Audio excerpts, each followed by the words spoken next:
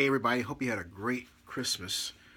It's hard to believe another Christmas weekend has went by or another Christmas has went by so quickly. I hate it when time flies like that, but I digress. I want to weigh in on this whole issue of YouTube dropping lists of subscribers from channels. PewDiePie most notably pointed to this problem, as did DeFranco, and in PewDiePie's case threatened to shut down his channel once it reached 50 million views. He's at 51 million right now. Still there. Keep going. But in this entire discussion, a lot of truths are not being discussed. And I'm saying this hesitantly because I don't want to be perceived as pointing an accusatory finger, although that may come out of this. I'm going to be very careful to make certain I'm not trying to do that. But we have to have a discussion here. Here's why. First of all, as a lot of you know, buying YouTube views and subscribers is so common that it has become a cottage industry.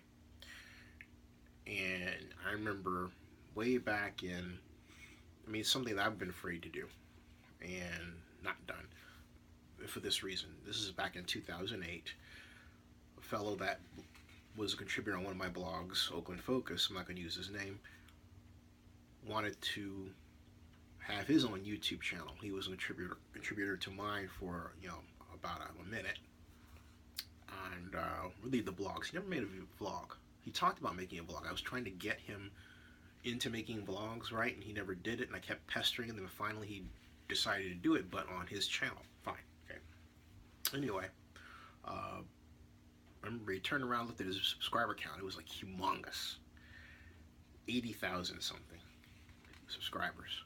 And then we lost touch. And then he reconnected with me in 2009, but informed me he no longer had the YouTube channel. He was off doing something really interesting at the time involving media still, but he didn't have the channel because YouTube deleted it because of all these quote fake subscribers. Even though I didn't know then, and I still don't know now exactly what the definition of a fake subscriber is. We start to think about it. But the bottom line is that buying fake subscribers is not a good idea. But are they fake?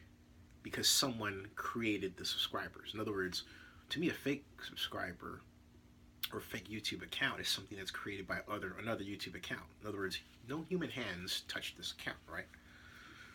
And so then you have that account. Maybe this account's used to comment here and there, but if it's used to comment here and there, then it's not fake anymore, right? That's the question. What is a fake account? What's the definition? It has to be asked. So anyway,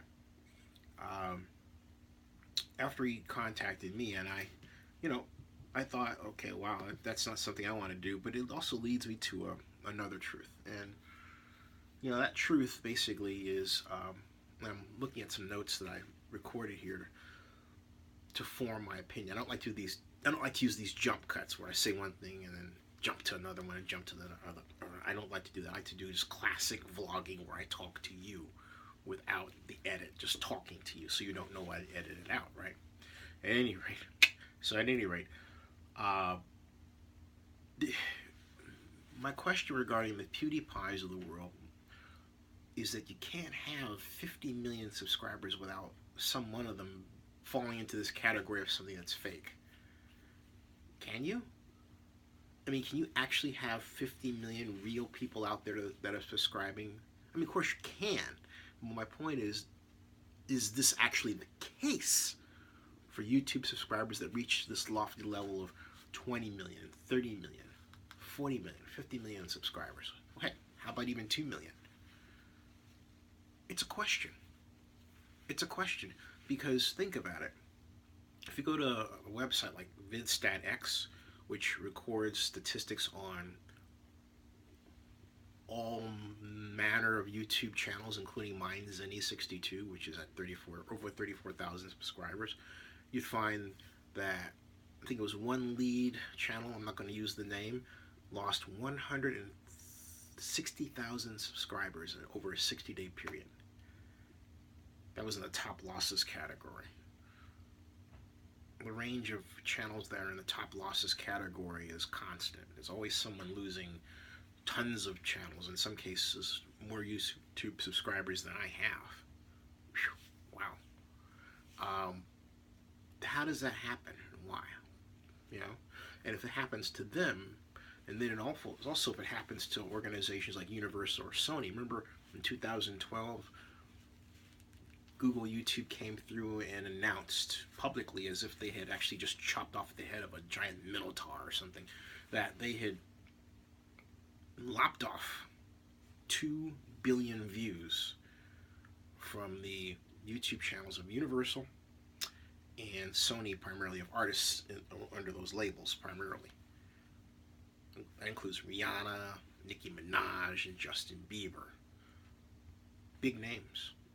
And yet YouTube went around crowing about this as if it was the conquering hero, as if it just went on some African safari and some sort of hunt and came back with the biggest kill ever in the world. That's what it sounded like. Literally. It wasn't right, but that's what was put out at the time.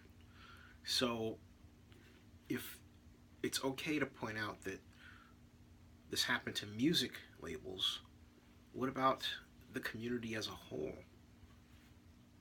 Why does it just apply to them when it's so commonplace for people to buy views and subscribers? And also, here's the question, are those views and subscribers that you say fake really that? If they're created by other human beings, then what are we talking about here? If you think about it even further, if you have one person that has maybe 2 YouTube channels or 3, and they're operating them all at the same time, you know, in other words, they've got a video here, video there, video here, comments they use from this one, comments they use from that one, comments they use from the other one, then those channels are real. Those channels are real, and I won't even have to say right, because you and I both know they're real. But there are 3 of them operated by one person. Therein lay the real truth. So, how much of this activity has fueled the growth of these big YouTubers? And also, you know, YouTube has to be culpable in this itself, because in the past, I've been on YouTube since 2006, April of 2006, and YouTube was just started in 2005. So, I can remember a time when YouTube played staff favorites. I'm not going to name who liked whom and all that, but they had a lot of favorites. Some of these favorites seem to really get huge subscribers really, really quick. And then there were others like me lomping along, and I had to beg, please put me on the front page. Please, please, please. It happened once. And never again. Was it a benefit to me? Oh, you betcha. Absolutely. That occurred in 2007. That was around the time of Lonely Girl 13 and all that. That's another story. So my point is that, you know, I'm questioning, you know, I mean, to what degree this practice impacted their growth. And if we don't know my other point is that if we don't, you know, what a fake YouTuber is, maybe YouTube should just put a moratorium on taking down these channels until we can have a come to Jesus discussion and meeting about this. You know, the real issue here is money. We're all complaining about one thing. Our incomes have been impacted. I see discussions about this every week on YouTube from partners large and small. And I think the best solution that YouTube can apply is to give us YouTubers that have enough watch time hours accumulated to be able to such that we can send an email to a staffer, because that's the requirement. If you're over, I think, 15,000 watch time hours per month, you can email staff. If you're over that, you should be able to get a greater share of revenue from your Google YouTube buck that you make. Right now it's, I think, 55%. Why not, for us, bump it back up to 60%? Why not scale it with watch time? The lower your watch time views are per month, the less revenue you make. That's only fair. Scale it to between 40% and 60%. Because if YouTube is concerned about making money or spending out too much on partners, and maybe it says, oh, we've got all these partners out here now, what do? Scale the compensation. Because it's a way of giving us partners that contribute to watch time hours on a consistently high basis credit in the best way available by money. So anyway, there you go. And again, I was trying to design this so that, I mean, I'll just say it straight out. I love Phil DeFranco's work. I love PewDiePie's work. I'm salty with Maker Studios because when I was on Blip TV, I had a number of pioneering great vlogs. Well, Maker Studios bought Blip TV from Mike Hudak and Dina Kaplan, my friends, and didn't give me a chance to, when they could have sent me an email saying, hey, look, click on this link, get my classic vlogs. And by the time I figured out what was happening, the window had closed and hasta la vista. But what really bothered me about what Maker Studios did back then in 2012, I believe it was they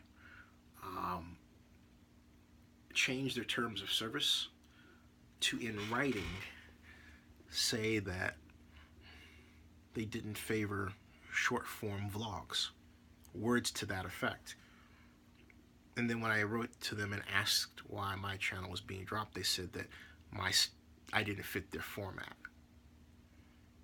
which were the shows, you know, the episodes where you have 10 minutes and 12 minutes, and it's an actors and actresses as opposed to vloggers like me talking to you, or interviewing people, or reporting the news.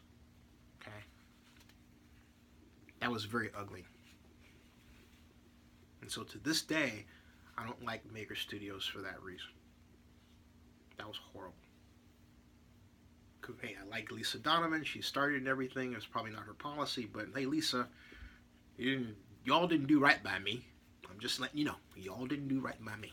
Okay. Anyway, happy holidays.